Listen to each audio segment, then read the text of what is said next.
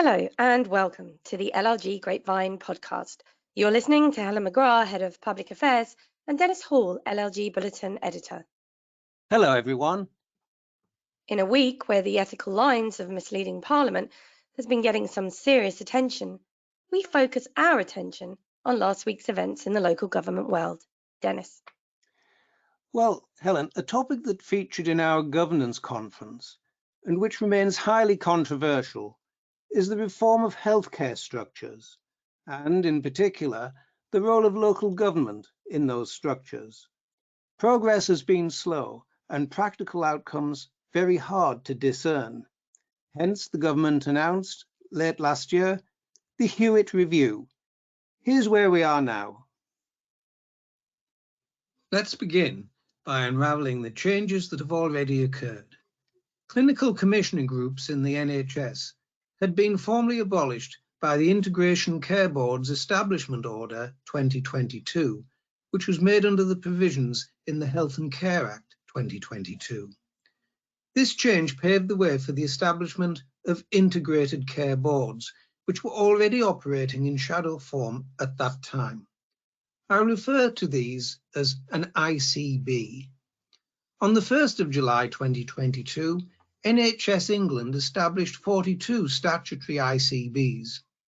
This change formed part of the Act's provisions for creating integrated care systems, and I'll refer to each of these as an ICS.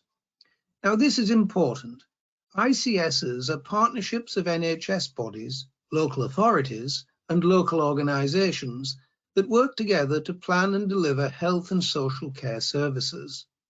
Joint decision-making between the NHS and local authorities lies at the heart of these plans. How the ICB works will be the key to how effective local authorities might be in all of this.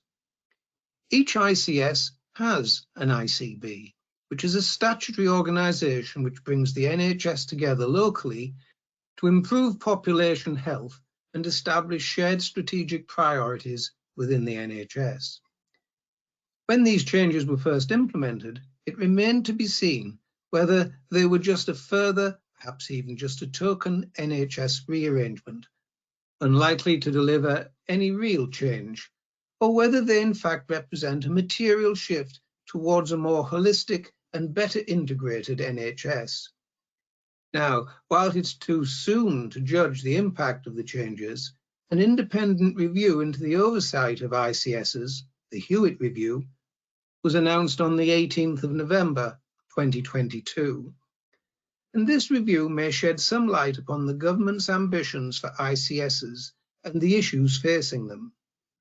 On the 6th of December 2022, the Department of Health and Social Care published the terms of reference of the Hewitt Review. And the stated purpose of the review is to consider how the oversight and governance of ICSs can best enable them to succeed, balancing greater autonomy and robust accountability. It will cover ICSs in England and the NHS targets and priorities for which ICBs are accountable. And in particular, the review is tasked with considering and making recommendations on a number of specific issues. And one of these, that is important for us, is how to empower local leaders to focus on improving outcomes for their populations, giving them greater control while making them more accountable for performance and spending. The scope and terms of reference of the Hewitt Review certainly suggest that the government has ambitions for ICSs and ICBs to deliver substantive changes and ultimately a more holistic and better integrated NHS. But so far, reports in the media suggest that the focus of the review is upon whether national healthcare targets ought to be abolished. But key issues remain for our sector. The LGA want to see that arrangements permit local leaders to lead. They want new structures to be built around existing ones and for diversity to be recognised. One size does not fit all.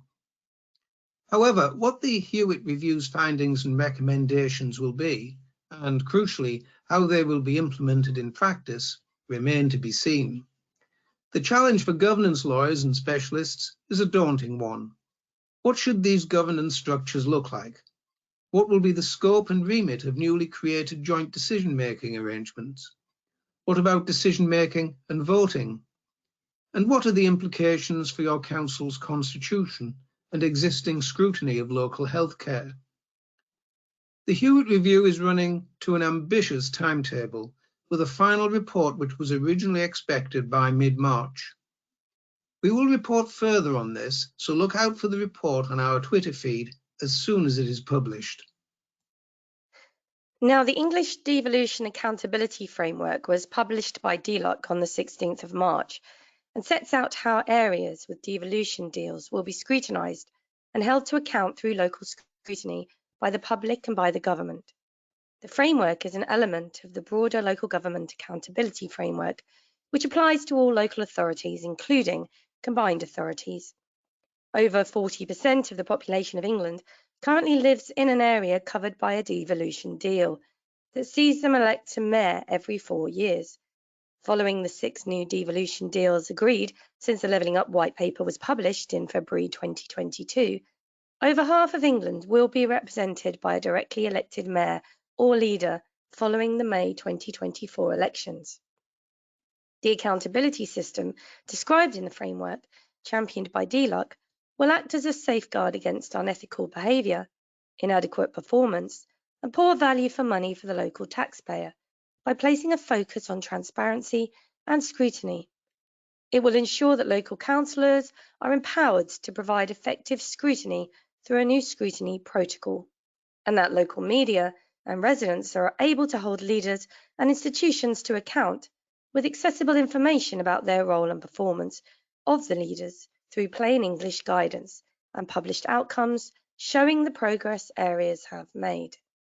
It will, says the government, improve the decision-making process and allow greater progress in delivering levelling up to all areas that have agreed devolution deals. The framework at first glance really just pulls together existing policy, procedure, and legal provision already relevant to local government, but it does add additional elements, such as a scrutiny protocol, which will focus on ensuring that each institution has a sustained culture of scrutiny, and warns that successfully implementing the protocol will be a key factor when determining eligibility for single funding settlements and deeper devolution deals. It's a long read, but a must read, with plenty of commentary available across the sector to help you navigate the nuances. Now, Dennis, as a litigator, I was very familiar with the case of Eastwood, dating back to 1975 when it came to costs. But tell us about the 2015 case, which may have escaped our attention. Well, yes, I want to turn to that topic of litigation and local authorities, and as you say, in particular, to the question of costs that can be recovered by in-house solicitors on behalf of their local authorities. In a recent edition of Civil Litigation Brief, all of this was clarified by a case decided in 2015, which may have escaped your attention, as it inevitably did mine at the time. Here's more on this.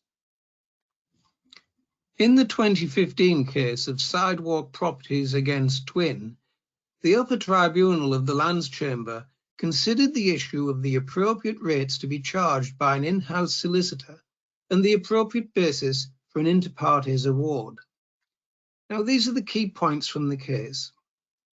The services of an in-house lawyer should normally be calculated by reference to the hourly rates claimed by solicitors in private practice. A court or tribunal should not embark upon an exploration of the overhead rates of an in-house lawyer. The costs recoverable, however, would be limited to those sums which the receiving party would have paid if it were paying the costs itself. In the current case, the costs were limited to those costs which the receiving party would have paid if it had negotiated a fixed-rate deal with an appropriately qualified private practice solicitor. And the correct approach was that set out originally by the Court of Appeal in Re Eastwood, a 1975 Chancery case. The charges recoverable should be based upon the charging rates of solicitors in private practice. The proper approach is to follow the method of assessment used by solicitors in private practice, unless it is reasonably plain, either from a concession or from material before the court or tribunal, that a party is not entitled to recover more than its actual expenditure. The pragmatic decisions of the Court of Appeal were aimed to avoid a detailed inquiry into in-house overheads. Now, I wonder whether the experience of our members who regularly appear before the courts show that these principles are applied on costs applications. Let us know on the forum page on our website. Now, in other news and taken from the LGA Bulletin and Financial Times, council tax, stamp duty and business rates in England should be replaced with a devolved land value tax as part of a radical overhaul of the local government funding system that would cut out the Treasury.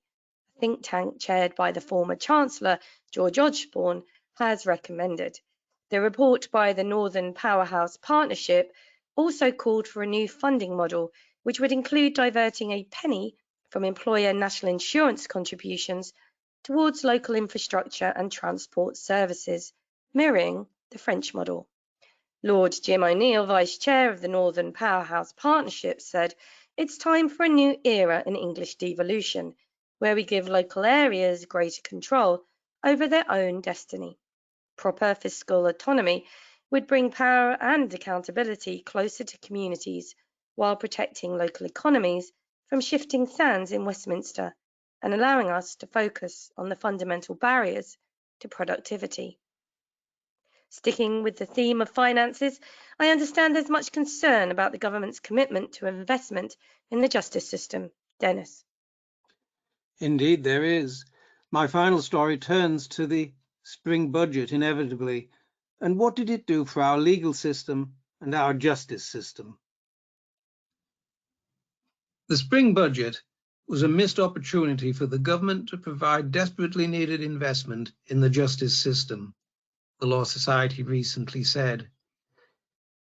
It was responding to the Treasury's announcement that justice spending will rise from £9.4 billion this year to just £9.8 billion in 2023 to 2024 and £10 billion in 2024 to 2025, lower than the forecast rate of inflation. We're disappointed the government has once again failed to invest in our justice system, said Society President Lubna Suja. The Chancellor confined £63 million to invest in swimming pools, but not on our crumbling justice system. Suja noted that it would take only £30 million to bridge the gap between current government proposals and independent recommendations to increase solicitors' criminal legal aid fees by 15%. Meanwhile, backlogs in every court means that for tens of thousands of people, justice is delayed. Our courts are falling apart and there is a dire shortage of judges and court staff. This lack of interest means the public are the ones who ultimately end up suffering. Should the criminal legal aid system collapse, this will mean criminal cases will be extensively delayed. The court's backlog will grow again and cause distress to victims, Shuja said. We call on government to properly invest in all areas of the criminal justice system to ensure progress is made on reducing the backlogs so victims and defendants no longer face such long waits for justice. Meanwhile, Kirsty Brimelow KC, chair of the Criminal Bar Association, said, with no mention of criminal justice, failing to budget for further funding of criminal barristers exposes the Ministry of Justice's gap between words and action. And finally, from me, the Local Government Association has released its polling on resident satisfaction with councils, round 34, which concentrated on 6 key indicators to measure residents' views of their local council. What are the key messages? Well, 5 of the 6 key messages of satisfaction received positive feedback from most respondents. There was no significant changes compared to October 2022. Trust in local councillors remains high. 68% of respondents selected local councillors rather than members of parliament at 10% or government ministers at 7% when asked who they most trust to make decisions about local service provision. The proportion of respondents who agreed that their council acts on the concerns of residents was just over half, the joint lowest result across all rounds. Perceptions that one's council provides value for money and levels of trust in one's councils were comparatively low. However, it's noteworthy that they had increased significantly during the pandemic. Waste collection and parks and green spaces received the highest levels of satisfaction with council services across all rounds of polling. You probably won't be surprised to learn that road maintenance polled the least satisfied. Of additional note was that 18% of respondents said they had observed positive media coverage of their local council over the last few months. For local councils across the country, this figure dropped to 12%, however, so perhaps one for the communications teams to focus on there. And on that note, you can read more on the items discussed today and many more besides by going to bulletin number 11, available on the LLG website now. So it's goodbye from me. And from me too.